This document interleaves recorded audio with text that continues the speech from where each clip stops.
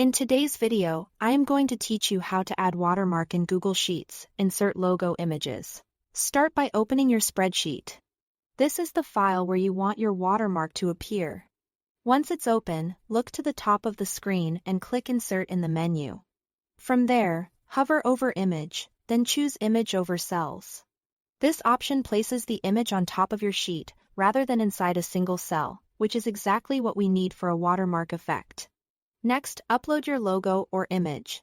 You can pull it from your computer or choose another available source in the picker.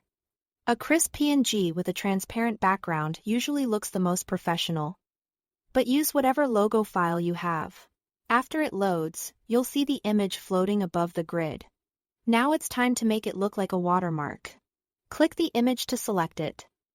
Then drag it to where you want it to sit. Often the center or a corner works well. Use the corner handles to resize. Dragging from the corners keeps the proportions correct, so your logo won't look stretched. If it feels too large or distracting, scale it down until it supports the content instead of competing with it. With the image still selected, open the three-dot menu attached to the image.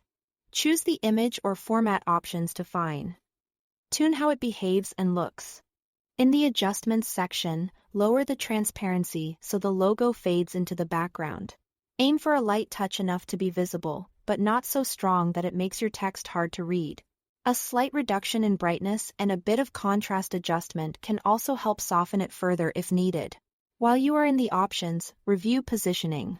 You can set it to stay fixed on the page or move in size with cells, depending on how you plan to edit the sheet. If your layout changes often, fixing the image can keep it in place while you work. If you are frequently inserting rows and columns in a specific area, having it move with cells might make more sense. Take a final look at the sheet to ensure your data remains clear and legible. If anything feels too bold, nudge the transparency down a little more or reduce the size slightly. That's all there is to it. Thanks for watching.